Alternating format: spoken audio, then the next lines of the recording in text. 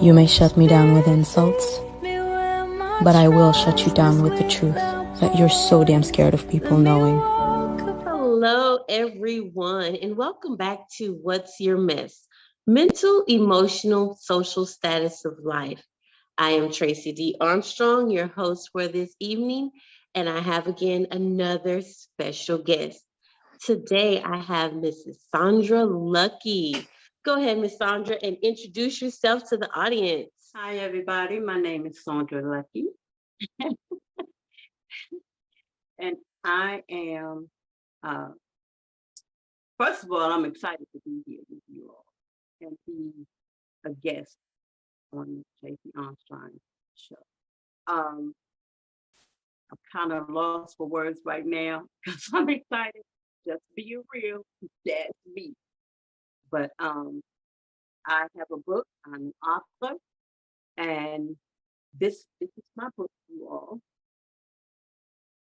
It is called My Book of Poems, Pouring Out Emptiness More. Everything is not always what it seems. So yes, I have several different things that I venture into.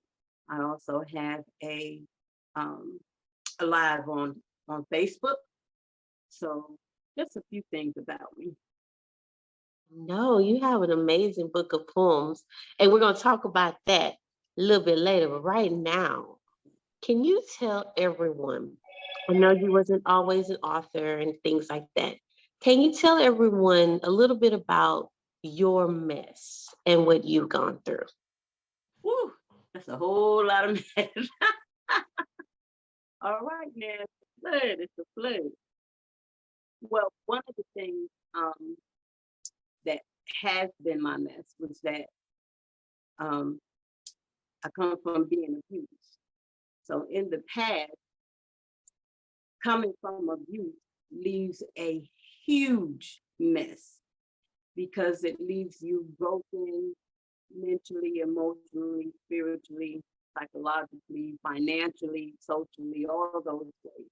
So for me, the mess of trying to get through all of that is and was trying. So I would say that was my.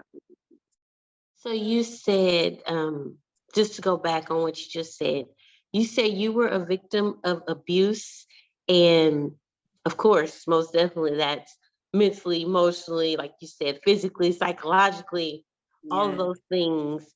So how did that affect you mentally? Like, could you tell us a little bit about your specific? Well, I would say let's start from when I got married. It started right after I got married with my first husband. And he wanted to make sure that I knew that I wasn't going anywhere, that I was his, and so on and so forth. So going into that, it traumatized me mentally because I couldn't figure out where that was coming from or why it would happen, so mentally and emotionally staying in that relationship because it progressed. So mentally, it took me out of whack. Like what really is happening. And then having my children, that was it was just painful all the way around.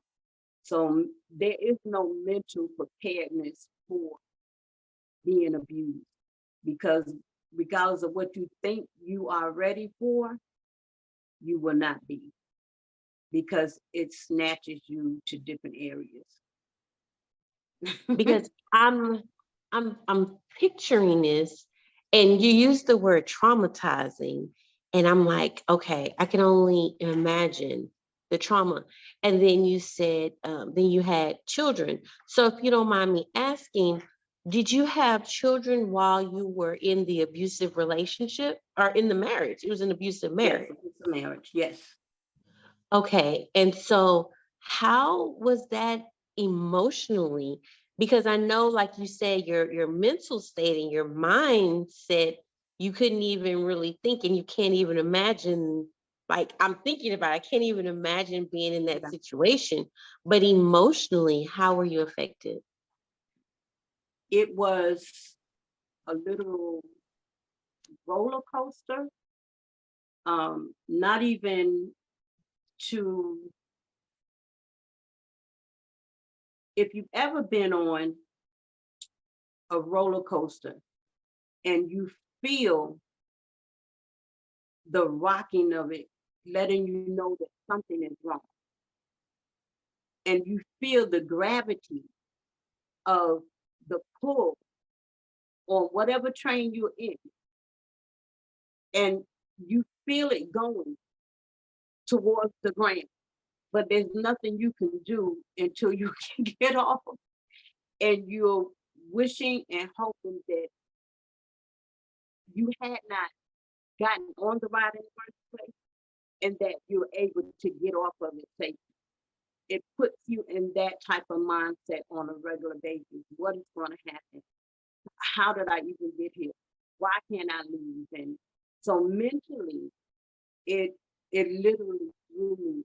It took me a very long time to try to grasp the fact that it was actually really happening.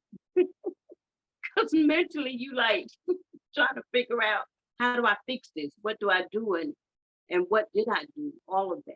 And as far as my children were concerned, mentally and emotionally, it just tore me up, because not only did I end up having to try to protect myself, I was trying to protect them, trying to figure out how to get away and all the stuff. He snatched up one of my babies with a belt, and when I went to save her, I got knocked cold out. So it's just the mental state, like what? It's unreal. It's unreal. That, like, that was a great analogy. You said like the roller coaster. And so I could tell from your comments, you were questioning yourself. You were Oh questioning, yeah, how did you get into it? How do you get out of it?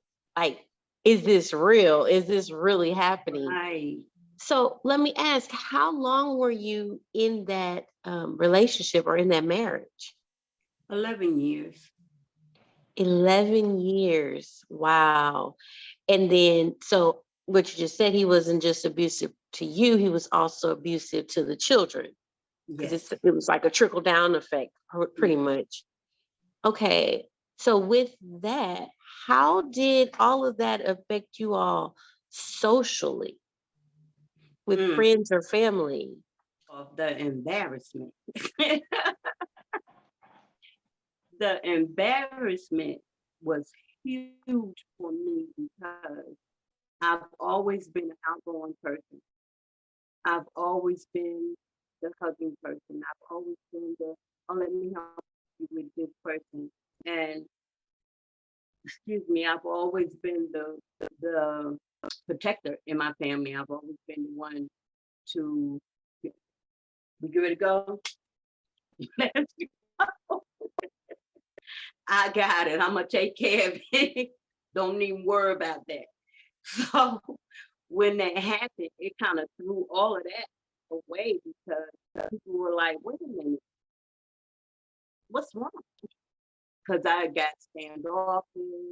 I was, I'm trying to hide my face and all of that.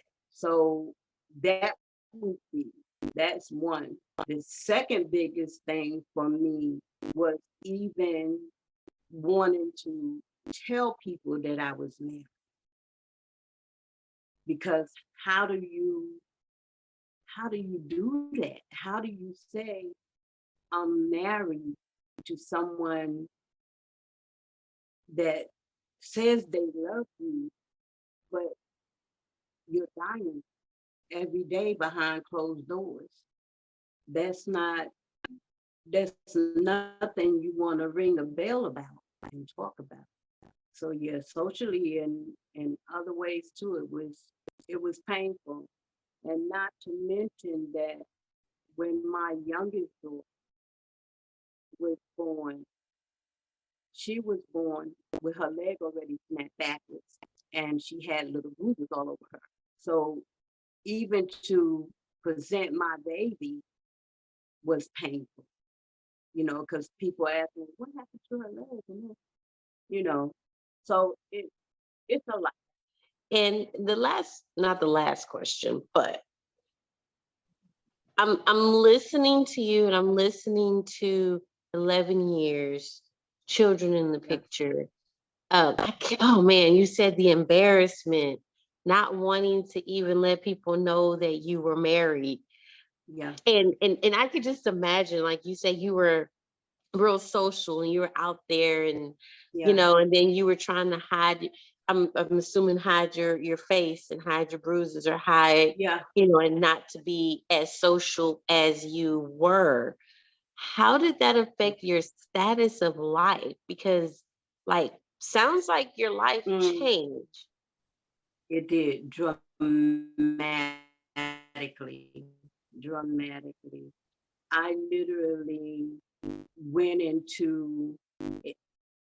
It was truly unreal. I went into a state of shock, so to speak. So I consider it to be like I was here, but I wasn't. This cannot be my body. This can't be my life. So I don't get it. So it's yeah. I can't. There, there are no real words.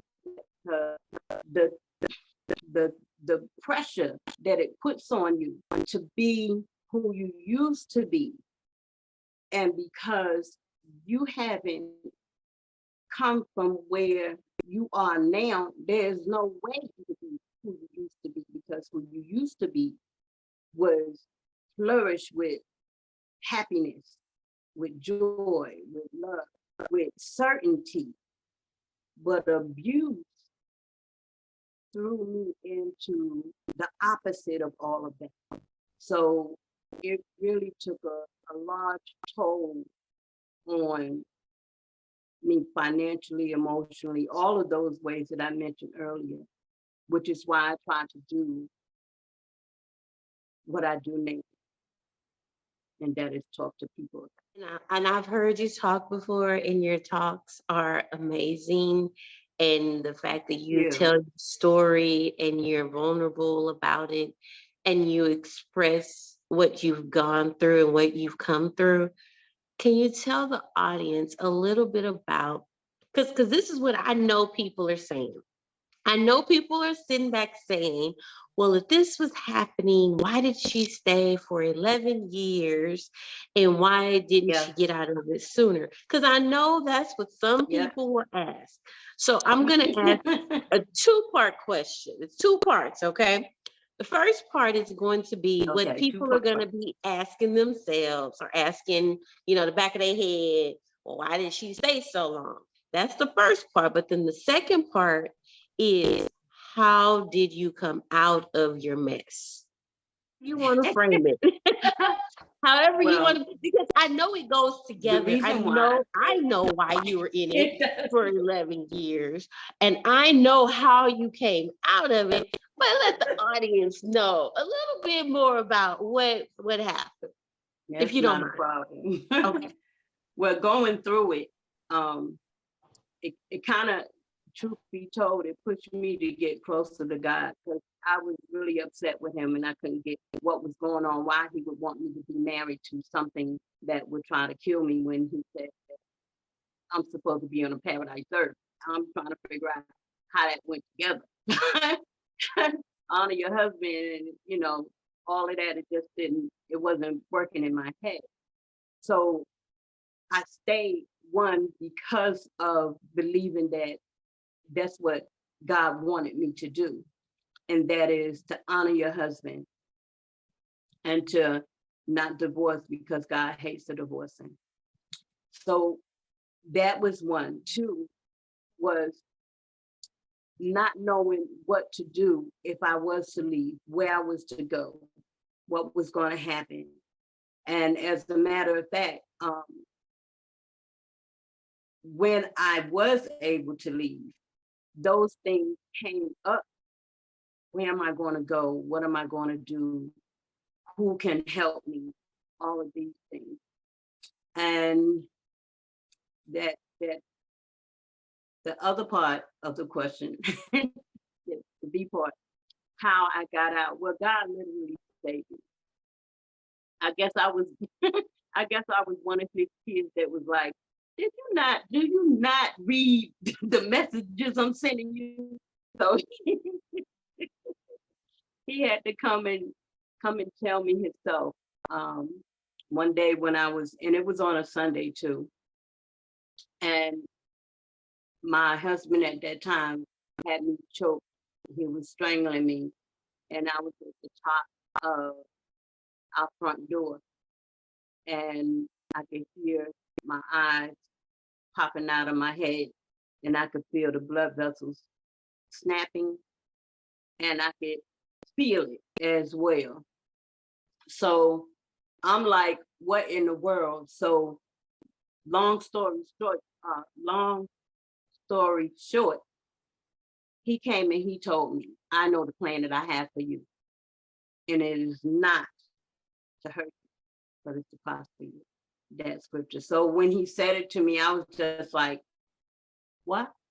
So I went through a few experiences where during that same time where I was given instructions to play dead, and when I played dead, he dropped me to the floor. And that's where I stayed, at the bottom of the floor, and I was told to play dead. And so I did. I followed all the instructions, and I was just amazed. So going back into when I did get away, he was finding me. Everywhere I would go to, whether it was to a friend's house or, my mother's house or wherever I went, he would find me, and I couldn't figure out how that was happening. So in order for me to really, truly get free, I had to not tell him, none of his people, none of my people, nobody that he knew, nobody that I knew. And that's how it started getting better, where he wasn't able to find me, and I was constantly moving. Those movies that you see with the woman and or the father and or the kids are running on a constant basis trying to hide, that's exactly what happened. So that's how I was thinking.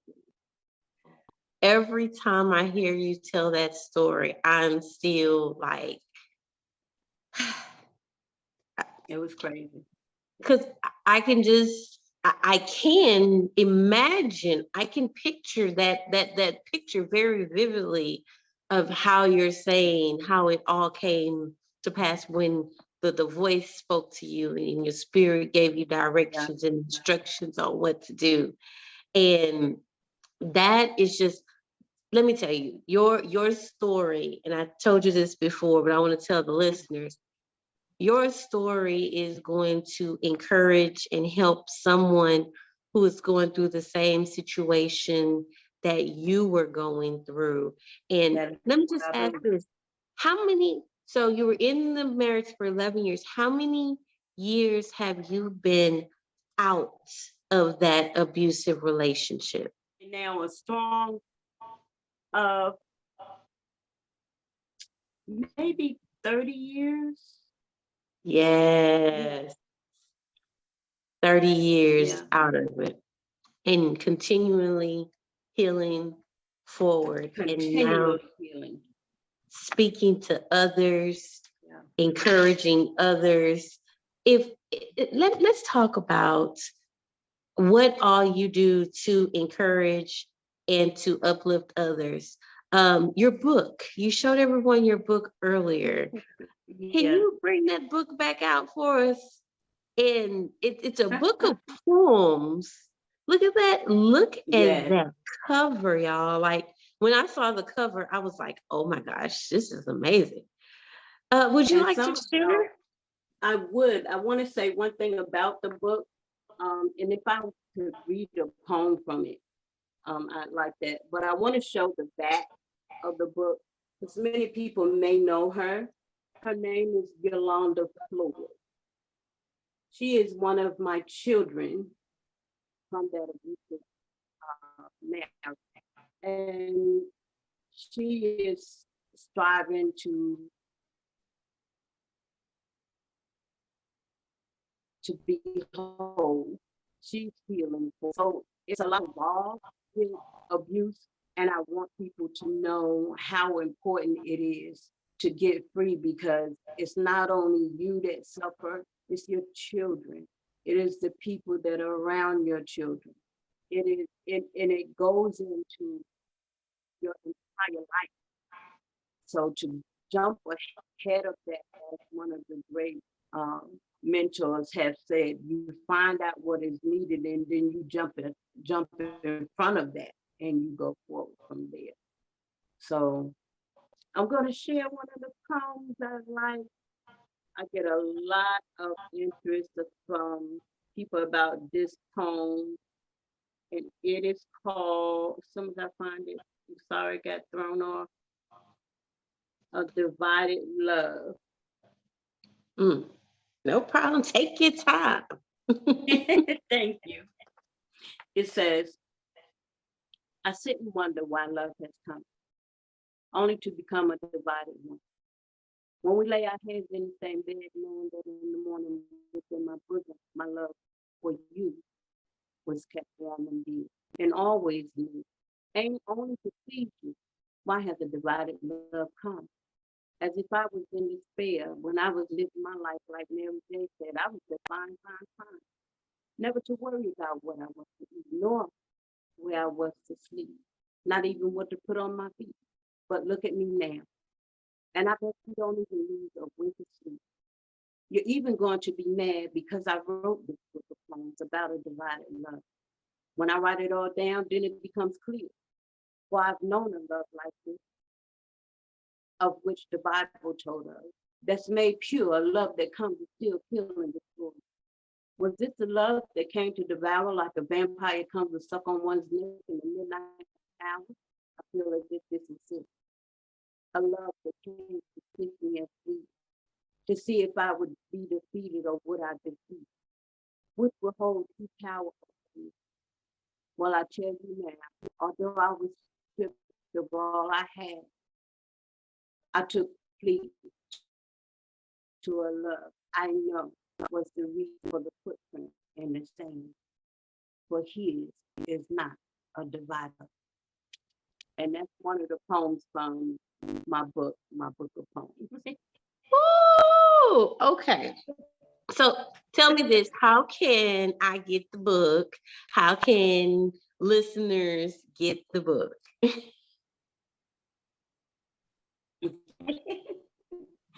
Well, you can contact me, DM me, link up with me on Facebook, Instagram, any one of those sites, YouTube.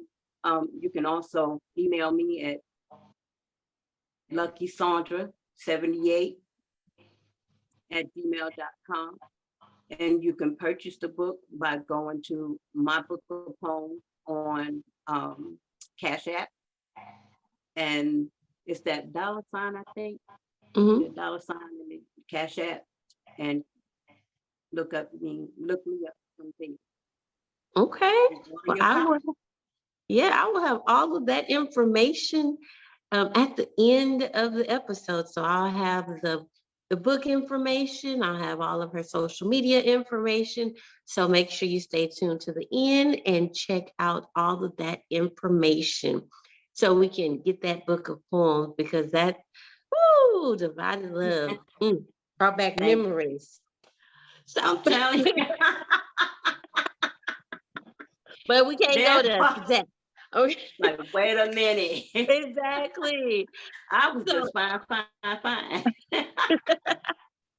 But I do want to say this. I do want to say that I want to encourage you to keep going, keep pushing, keep motivating, keep encouraging, keep your spirits going, because I know that it is a daily task to to keep your spirits where they need to be to make sure you do what you need to do, because you have a calling and a purpose on your life.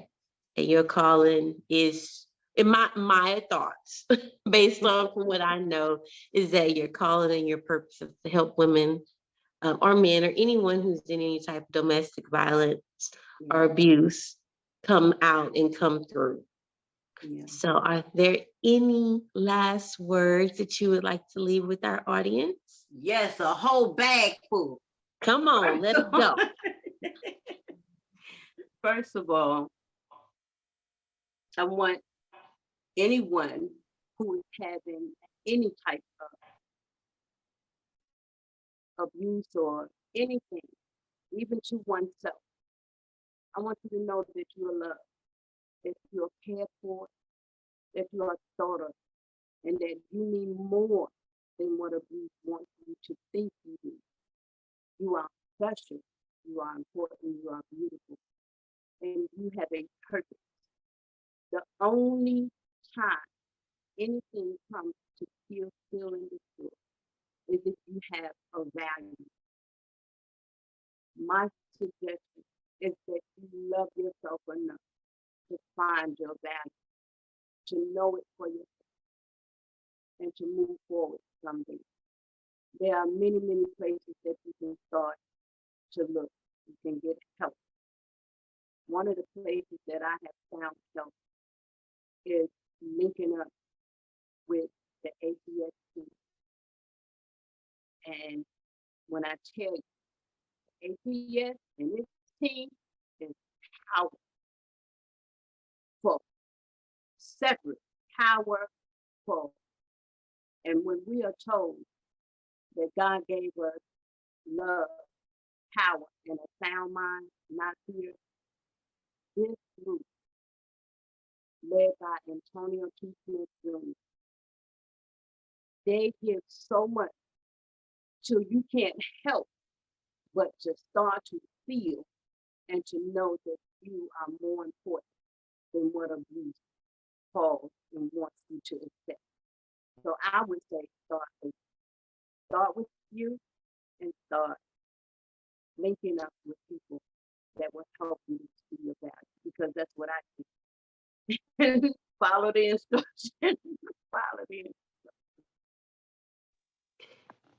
That is amazing. Those were some awesome, awesome last words of encouragement.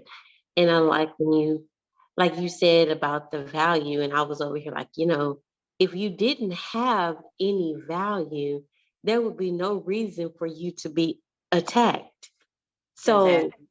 think about it. If you are under attack, it's because there's something valuable within you that the enemy is trying to keep from getting out there.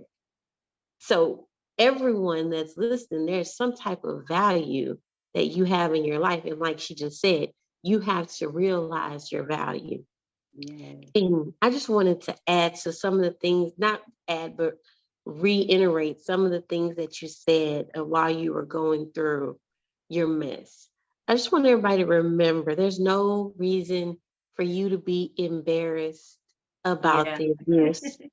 And don't blame yourself. It is not your fault. It is not your fault. And you can come out of your situation just like Miss Sandra Luckey did. But you have to have the courage and you have to follow that voice, that spirit that's within you when it gives you the instructions on when, where, and how to get out of your mess. Yeah. And I want to close with these last words. If you want to stay sad, think about the past. If you want to be anxious, think and worry about the future. If you want to live in peace, think about the present state that you are in and be grateful for the things that you have. Don't forget to like, share, and subscribe at Tracey D Armstrong on YouTube, Instagram, Facebook, and TikTok. This is Tracey D Armstrong with What's Your Mess? Mental, Emotional, Social Status of Life. Have a good one, y'all.